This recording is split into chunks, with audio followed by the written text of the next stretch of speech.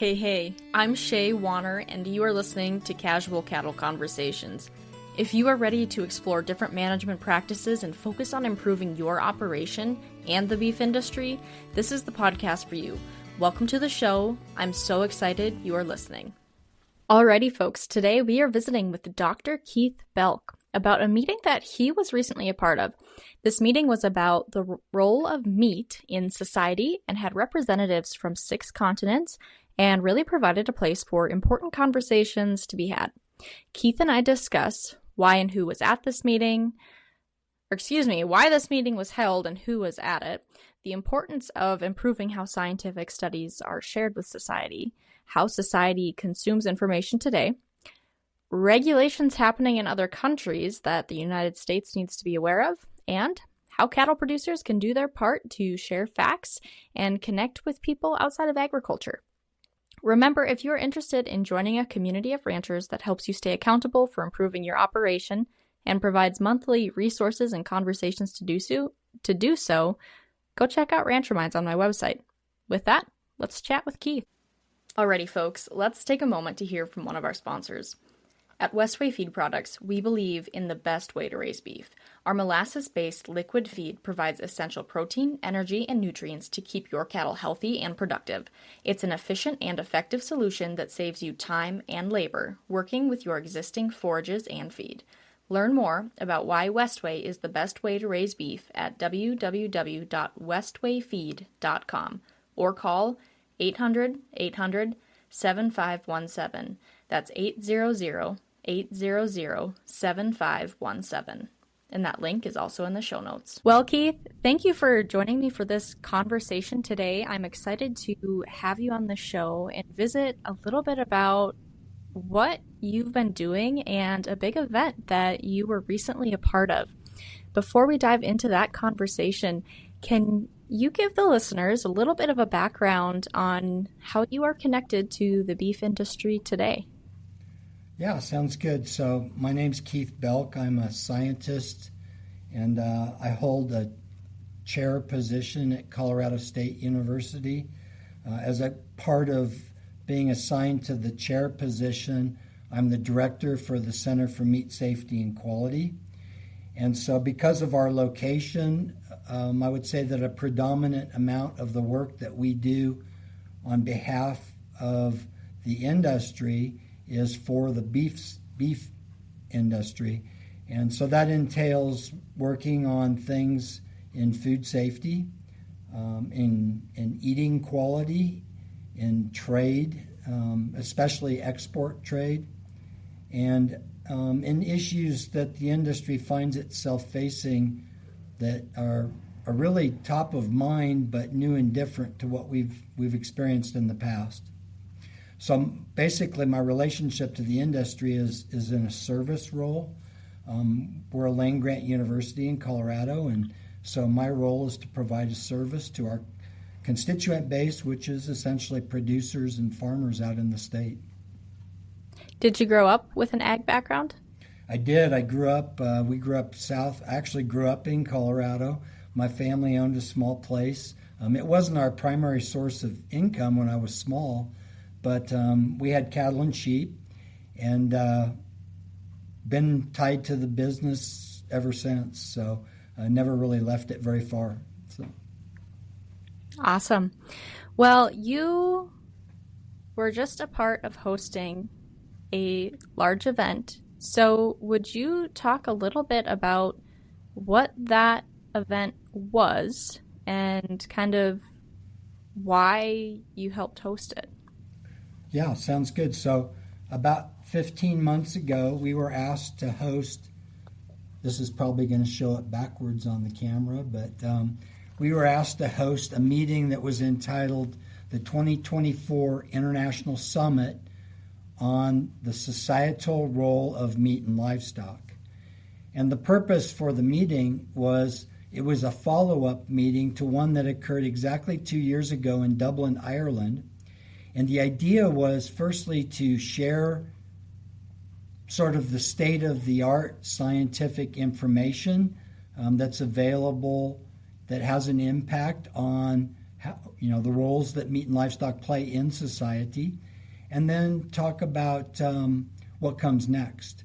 And in Dublin, Ireland, when they met 2 years ago, the output from that meeting, in addition to updating the current status of the science, was what was called the Dublin Declaration. And anybody can Google it. It's on the web internet.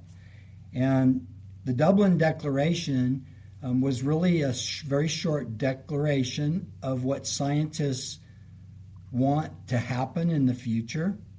And then since that time, it's been signed by over 1,200 scientists from around the world. So it's gained a significant amount of traction.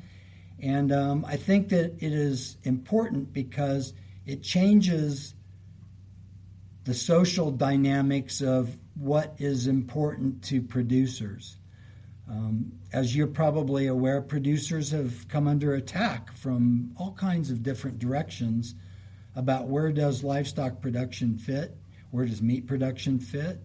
And so this changes the dialogue because it is truly the best science available anywhere in the world on a handful of topics that can be used then to better inform whoever needs to be informed, including the general public.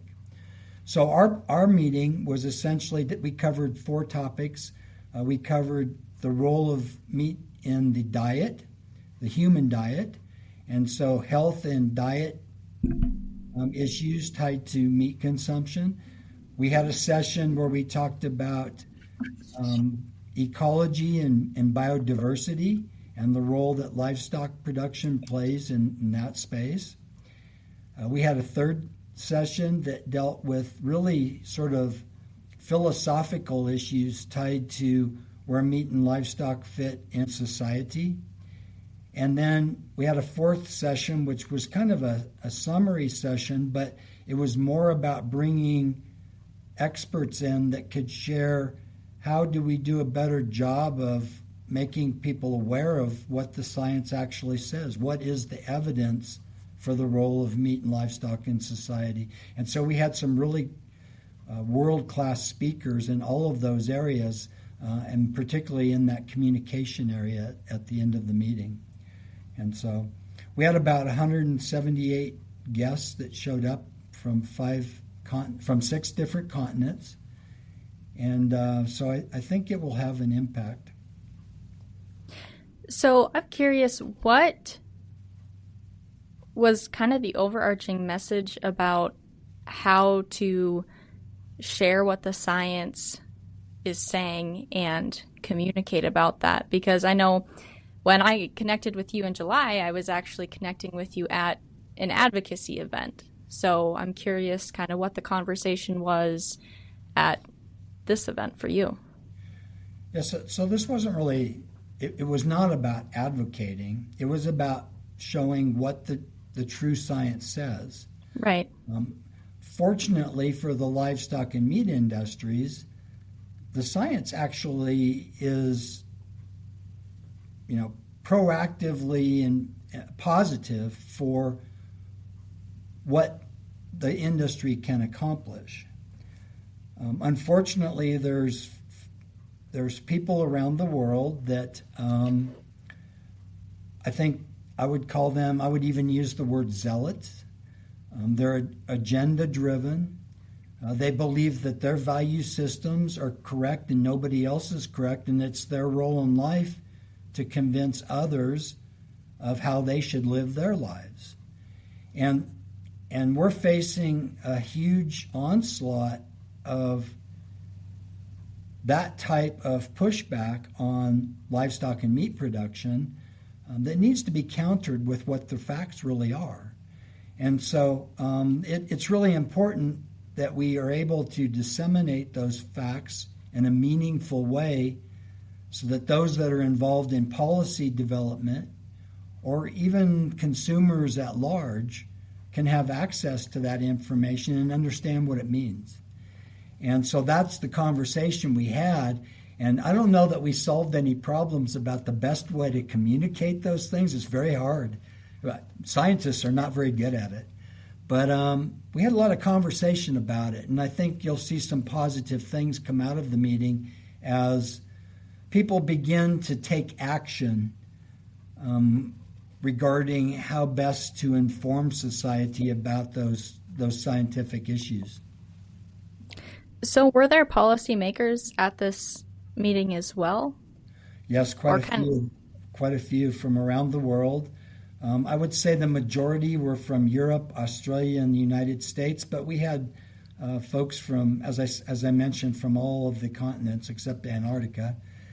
And they're in policy development roles from one viewpoint or another. In other words, some of them represent the formation of policy because they're they represent organizations that work on behalf of producers to help formulate those policies, or they're actually policy makers themselves. For example, employees of USDA or somebody in another country, their political structure that forms those types of regulatory oversight.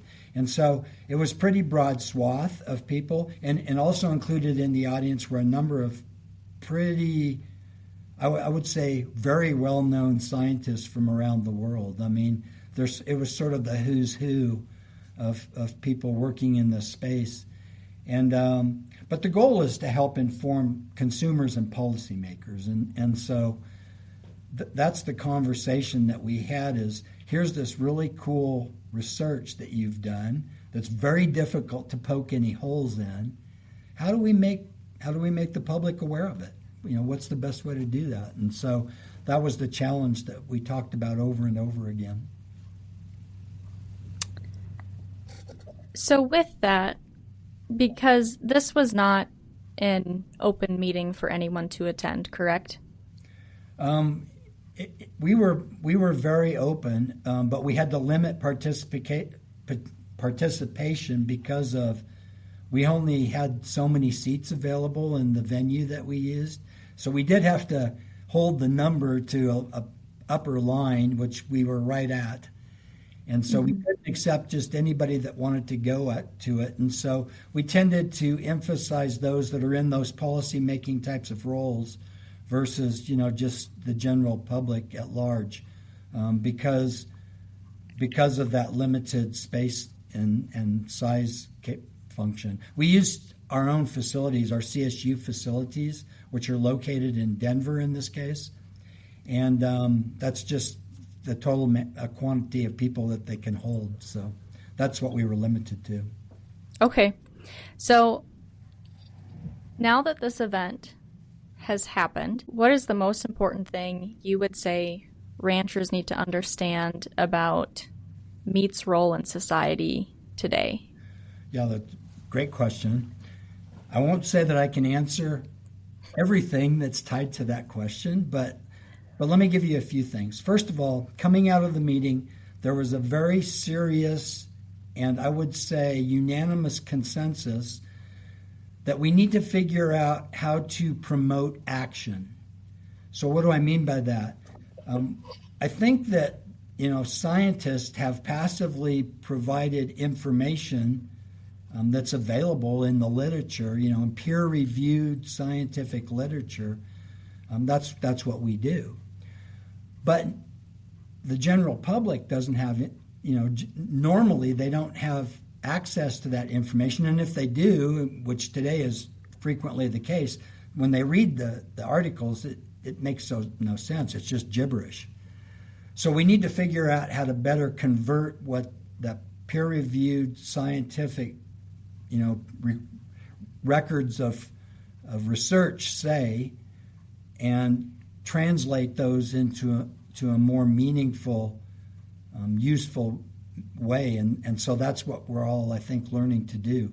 But so one of the byproducts of the meeting is there's a call to action, and we're still working on what the language will say coming out of that. There's people that thought one thing and others that thought another thing, and we're trying to build a document now that reflects what the audience said, and we'll probably have that in the next 2 weeks or so. And that will become a part of a series of refereed articles that were peer-reviewed by scientists around the world in a special edition of the science journal Animal Frontiers. And that Animal Frontiers journal will be published in February. And so all of this then will be included with the scientific papers that were peer-reviewed in that special edition of Animal Frontiers. And so our hopes then is that that will help people to take the information and put it into action. So that was the primary output, was a call for action. So that summary that's coming out, that is something ranchers can look at and give them some guidance to put into action? Yeah, that's who that's kind of for, or is it for the general public, or who is that kind of? Everybody will have access to it. So it'll be open source, so anybody can access. But the papers themselves are rather complicated. It's deep science stuff. And so probably, if I were guessing, what will happen is we will take that information, people will take that information and try to convert it into, less jargon, more understandable products that the general public can utilize. So I'll give you for example, I could see something happening where maybe the National Cattlemen's Beef Association or the Pork Board or the National Beef Board or some entity takes that information and converts it into something that's more useful to either policymakers in Washington or producers or consumers, and then they'll utilize that in an educational role. I don't know how that's going to look at this point, but one thing was unanimous is that we need action. So, well, I think, I know it's early on and you definitely don't have all the answers as far as what's going to happen, but I think it's really exciting that conversations are happening about this topic. Yes, I agree. They're uncomfortable to discuss in an open public format like that. I think that today, in today's divisive world, I think in particular producers and scientists that work in animal production spaces feel excluded, not included. And I think that they feel like they don't have a voice. And I think that scientists in particular, there's a lot of science that's published that is really well done by the scientific method. Peer-reviewed, meets all of the tests of good scientific work. And so the people that we face that aren't in favor of animal agriculture, the way that they address that, they can't say anything about the science. The science is good. So what they end up doing is targeting the scientists. They get into their personal lives. They do. It's been horrible. It's been very difficult. And it makes people not even want to do the work anymore because of the amount of stress that it creates for those working in that space. And so those are things that we have to fix. And the only way we're going to be able to fix them is we have to make people understand what's really happening here. There's a lot of bad things that happen below the radar that people never see. And for example, there was an article published this morning or maybe this last weekend in Scientific Reports that specifically targets the Dublin Declaration that came out of the meeting 2 years ago. And the purpose for that paper is to appear like science, but it's not science. It's an attack on the people that actually did the work. And that's not acceptable. And so we have to figure out how to, have conversations in an uncomfortable environment where we can begin to address these issues. And that's sort of what this meeting allowed us to do. Do you mind sharing what one of the most uncomfortable topics to discuss was for you? Well, I could name several things, but, one of the things that we're all interested in is making sure that there's no gender bias in those representing what the evidence is in the industry. And so we had a conversation about that. We had a conversation about what constitutes animal well-being. Where should the standards on animal well-being practices be going? What's reasonable, what's not reasonable? Those are all difficult conversations. And, it's very hard to have those conversations unless you have people there present in a face-to-face format that they've been working in that area their entire lives. They know more about it than anybody in the world. And so when you have those conversations with them in the room, I think it helps facilitate a more open dialogue. And not everybody agrees with everybody else on these things. And so, but you can never come to any sort of consensus on what actions, what role we should take unless you have those conversations. And I could think of some other uncomfortable conversations that we had. Diet health. There's a lot of information out there about how processed meats cause cancer. Well, there's two problems with that. Number one, the basis for saying that they cause cancer is not scientifically valid. And number two, when they say they're processed meats, they don't even know what processed meats are. There's a huge variable definition for what constitutes processed meats. There's no standardization of it.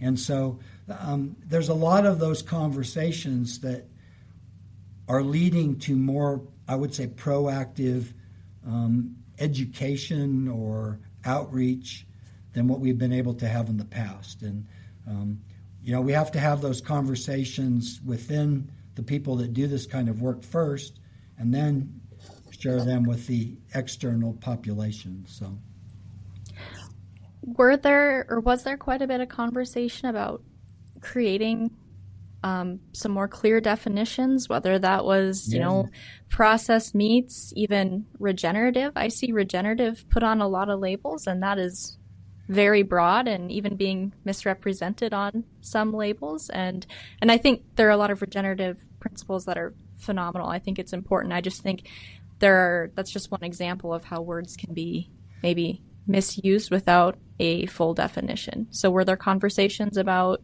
the importance of defining some of these terms that we're throwing around in the industry? Yeah, and I wouldn't say that we ended up at a point where we defined them. That wasn't the goal of the meeting. But calling out where there's those kinds of problems is very important. We don't know everything. Even scientists don't know everything. So it also helps to elucidate where we need to investigate other things. And so that's one of the byproducts of having that kind of conversation. But there's going to be more opportunities to figure out how to address those kinds of issues, I think, as a consequence of this meeting. Are you really getting rewarded for your feeder calf genetics? Producers often buy their bulls with growth and carcass traits in mind, yet come sale day, the only information share is hide color, and if you're lucky, where you purchased your bulls. This lack of detail leaves dollars on the table come sale day, especially if you are investing in high-performance sires. Top Dollar Angus changes that narrative, evaluating and verifying your calves' genetic value. Most importantly, Top Dollar Angus promotes your calves to a network of feeders that value genetic information. And with personal relationships with over 50 feeders and digital promotion to an additional 150 contacts, they're confident Top Dollar Angus can bring more bidders for your calves. Call General Manager Nate Smith at 620-546-4839 or visit www.topdollarangus.com/earn-more to learn how Top Dollar Angus can help your operation. And that link is in the show notes. So one thing that my peers and I talk about are how, as society, and even sometimes myself included, I try to make sure what I'm reading is, backed by science or somewhat proven, but it's easy just to jump to the first thing we see and not always check and make sure we're reading accurate information. Were there conversations about how to improve that? It's almost a skill set, or make the public more aware and encouraged to do research and make sure they're reading factual information, look for biases in information. Was there anything about the education around that? Yeah, quite a bit. I will say this. There was a lot of things that we would have liked to dive into deeper in our conversations, but we just ran out of time. But I'll give you a couple examples. Alison Van Eeneman, who's a very famous extension specialist scientist in animal genetics and molecular genetics at University of California, Davis. She was on the program, and she talked specifically about what you're describing, about how we have all these huge numbers of technologies out there to genetically select for things that address society's concerns about whether it be the environment or greenhouse gas emissions or whatever the case. And quite frequently, we're not allowed to use them. So, for example, if you wanted to use some gene editing techniques today to specifically address greenhouse gas emission issues, you wouldn't be allowed to do it. The regulatory approval process is so laborious that, in my lifetime, we'll probably never see that technology used. And so she talked about that a lot. And we've made advancements using things that already exist, like breeding values and EPDs and other selection techniques. But think about how much more quickly we could make genetic advancement if we had access to some of the modern tools that are available. And so that requires a need for education, and it doesn't really require education within the industry. I think most of the people in the industry understand what could be available, but it needs to be acceptable to all of society. So that's part of this thing about helping society better understand what we're doing in science. The other aspect of that is that, particularly I would say in the United States, our general public population is not very knowledgeable about what science is. And so we talked about, if you went down the street and asked 10 people randomly to give you a definition for science, they probably can't do it. And so people all across the United States use that term, but they're doing it without actually understanding what it means. And so one of the things that came out is we got to do a better job of helping our general public understand they don't need to be scientists themselves. They don't need to be trained and mentored in the scientific method like a medical doctor would be. But they do need to have enough knowledge that they can tell bad science from good science. And so that's something we talked about in terms of that communication thing as one of the things that we need to figure out how to do is help the public understand enough about science so they can spot the bogus stuff. I showed them an example of a study that was published out of scientists at Yale University. They called it Science. It was published in a peer-reviewed journal, but it was actually an attack on individual scientists. There wasn't any there wasn't any science involved in the paper whatsoever. It was a joke. And if our own profession is leading us to that as a method for agenda-based, attacks on things we don't like, man, we're in a heap of trouble then. So, great question. Well, it's just, it's not something anyone has the answer to, but it's definitely something a lot of people are seeing, definitely something I've been noticing.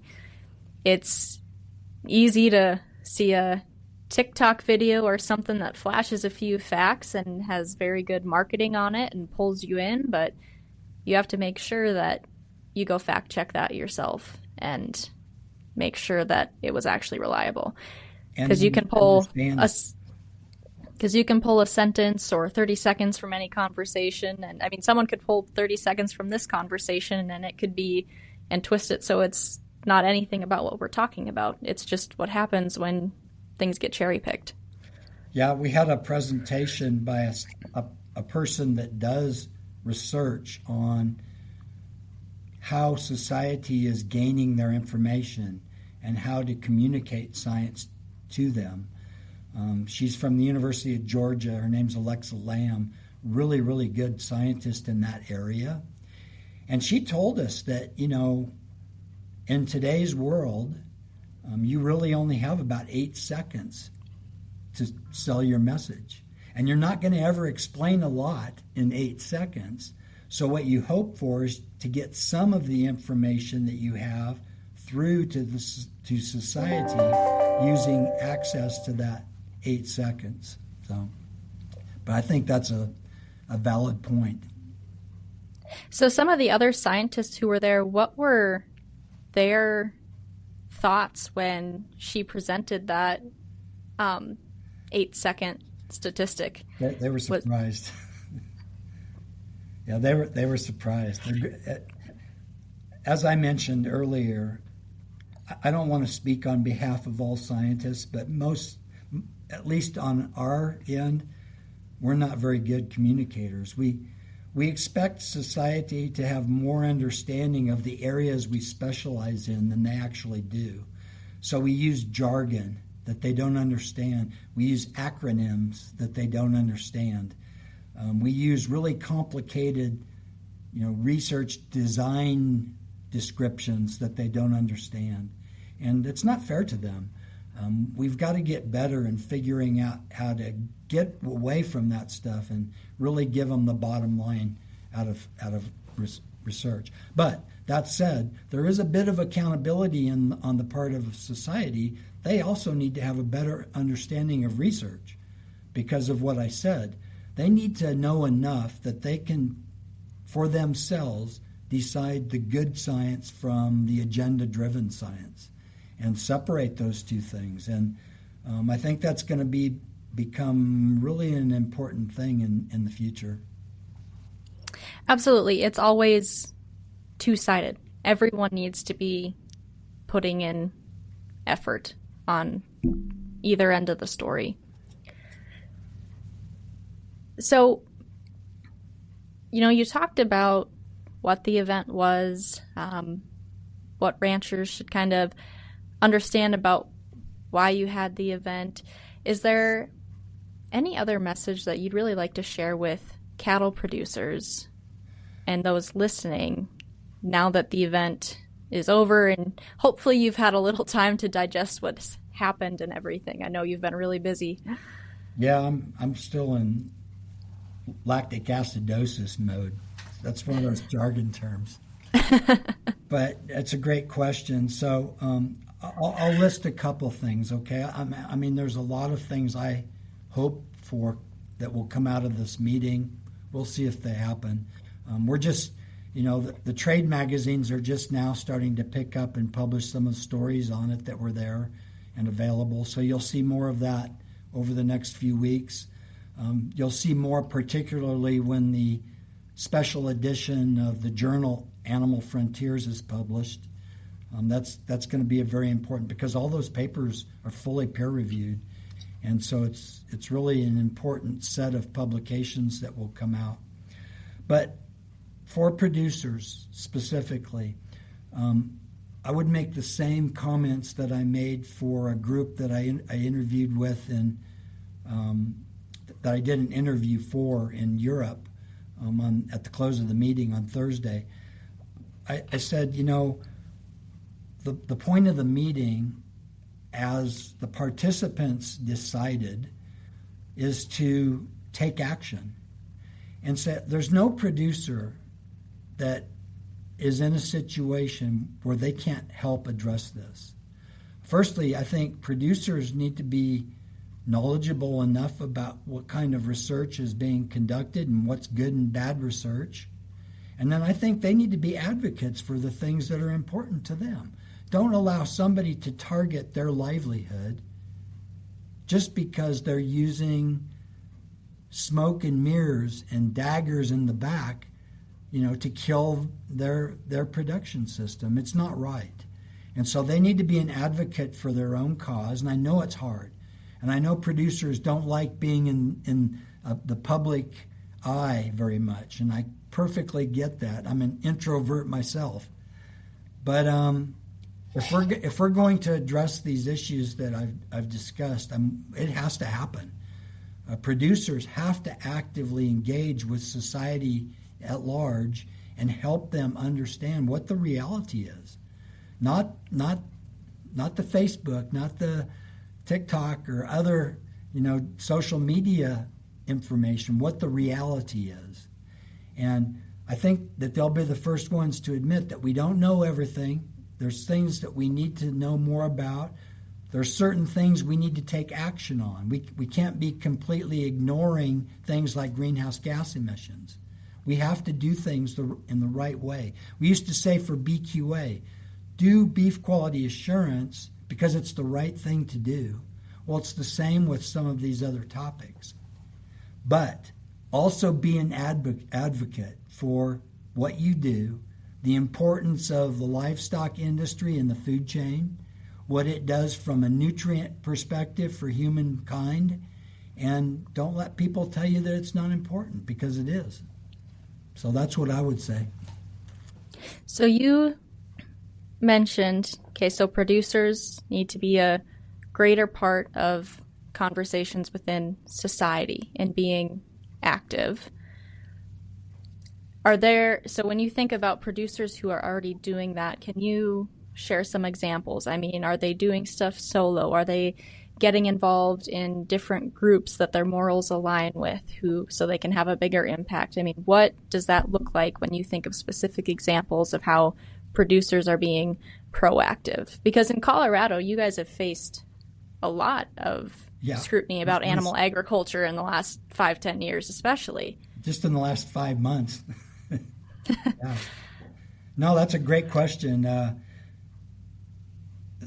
I'll just focus on beef, but this applies to all of the species. And I think the beef advocacy program that was developed as part of the National Cattlemen's Beef Association has been a tremendous resource. I think a lot of the people that can address these issues best are the people that grew up with social media. So they're people that are generally younger than me, but they can be our first line of defense. So doing what you're doing here, I think, is really important, really important. And I know there's others doing similar things out there to help communicate. But then I think that there's some other opportunities that are available. For example, to name one, the Protein Pact, which is an offshoot of the Meat Institute's programming. It is geared specifically to not ignoring what society would like for us to begin to address. You should be worried about greenhouse gas emissions. You should be worried about climate change, etc. And if that's the case, they're going to help begin to address those issues by their membership saying, okay, we're voluntarily going to begin to invest in addressing these issues. They're going to spend hundreds of millions of dollars in the next few years to implement new technologies to address those concerns. And those are important things. And then they established a communication platform so that they can share the good things they're doing and the bad things they're doing with society as a whole. I mean, they're trying to be fully transparent. And so I think that's a good thing as well. And there's more examples like that. The pork industry has some, poultry industry has some, and there's a lot of good examples. But we just need to elevate, and we need to further amplify those messages, because there's just a need to reach a greater proportion of the population. Would you say that poultry, pork, and beef representatives who were there were all fairly unified in messaging? Oh, yes, across the globe, not just in North America, across the globe. And lamb. We had the lamb industry represented as well. And so, there's a lot of discussion about the right way to approach things and the wrong way to approach things, and things that we haven't thought about, sorts of conversations. But yeah, I would say the recognition of the need for this is pretty much unanimous. What would you say those of us in the United States can learn from those in um, Europe, Australia, New Zealand, some of those other countries who have maybe had um, different experiences with global perception of meat or different government regulations? I mean, what do you think we as Americans can learn from experiences overseas? Yeah, that's a great question. I'll give you a couple of examples of things that are happening that this meeting in Denver is hopefully will help to address, but who knows? In the Netherlands right now, the government has made the decision that they're going to buy land away from farmers, and they're going to liquidate the farming operations on that land. So they're basically taking taxpayer resources, purchasing land, and taking it out of agricultural production. They're trying to implement what they've called in Europe green revolution regulatory practices that limit and or specifically reduce animal agriculture. And so our question is, it's kind of cutting off your nose to spite yourself. Why would you limit your access to nutrition voluntarily? But that's what they're doing. And as a consequence, those farmers are going out of business, or they're leaving and they're going to other locations in the world to produce products. And what that does is it leaves those countries deprived from a nourishment perspective. It puts their populations in a situation where the government is telling them what they can eat and what they can't eat. That's not right. It's putting them in a position where they're making these decisions really without having considered the true science, what the science says about, what's the consequences of doing this. And, you need to weigh those things in a more objective and appropriate fashion. And that's really all we're asking for coming out of this meeting. We're not trying to change anybody's beliefs or moral values or anything else. We just want people to have a legitimate conversation about, does this decision make sense? Does it make sense for you to become unable to supply your populations with nutrition? I don't know. We see the same thing happening in parts of Australia. And it hasn't happened so much in Asia yet, but it's a possibility. And it's certainly those kinds of political situations are things to come in the United States. We've always said that from a regulatory and a public opinion perspective, the United States is usually about 10 years behind what's happening in Europe. And so if it's happening in Europe now, you can expect to be fighting the battle for those things, 10 years from now in the United States. So those things are all important. Good question. I can give you more examples, but that tells you what we're looking at. How about one more example of some of the regulations that are happening in other countries? Yeah, so you're probably familiar with the dietary guidelines. In the United States, we have dietary guidelines. They're republished, redone every 5 years. And the way that the dietary guidelines are developed is they put together a group of scientific advisors that establish what they think should be the next series of guidelines that are provided to all of the citizens of the United States. And this similar process, it varies quite a bit, but a similar type of process occurs in almost every developed country. And sometimes in undeveloped countries where people are already experiencing high levels of poverty or malnutrition. And what's the problem with that scenario is that the people that are making the advice, the recommendations on the advisory committees, they have agendas. They're not providing their advice based on objectivity and impartiality. They're not separating their own value systems from the advice that they give. And so you end up with an agenda-driven policy. And that's not right. And so that's something we're facing right now. We're in the middle of it in the United States, and you'll see it in other countries. We actually rolled out what we called a friend and researcher at the University of Brussels in Belgium has developed what he calls the nourishment table. And what we're hoping is that policymakers in the world will begin to consider the nourishment table as in making dietary recommendations. We fully understand that your diet composition affects your health and well-being, but you can't just eliminate meat from it because you don't like the livestock business. Again, they're cutting off their nose to spite their face. And so there needs to be some balance in that process. And so that's another example of where there's really some bad things happening that are not founded in logic and reason. And so we hope that the information that a scientist's job is not to create values for society. There should be no scientist that's telling you how to live your life.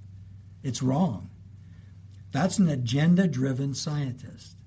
What a scientist should do is objectively collect data and evaluate that data and formulate conclusions based on tests of hypotheses. And then when that information's published, allow society to use it to develop their own values. But a scientist should never tell you what your values should be, and that's what is happening in this case. And so we have to fix that. That has to stop.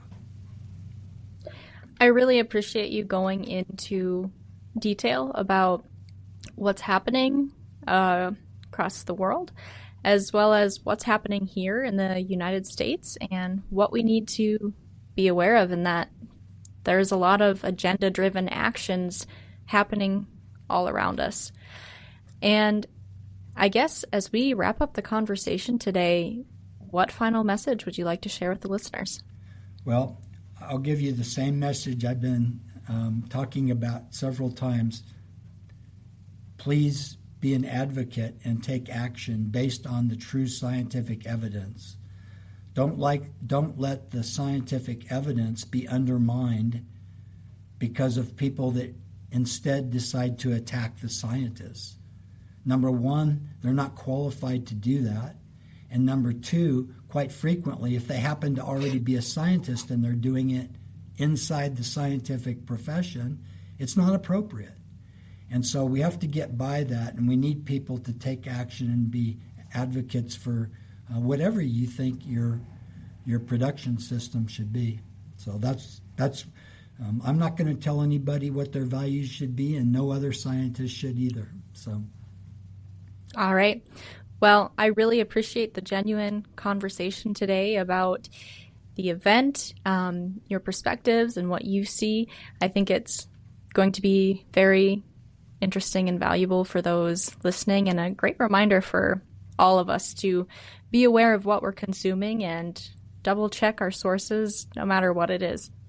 And keep an open mind and visit with people on the other side of the table as well. For those of you out listening, remember I've always got resources in the show notes. And with that, happy ranching, folks.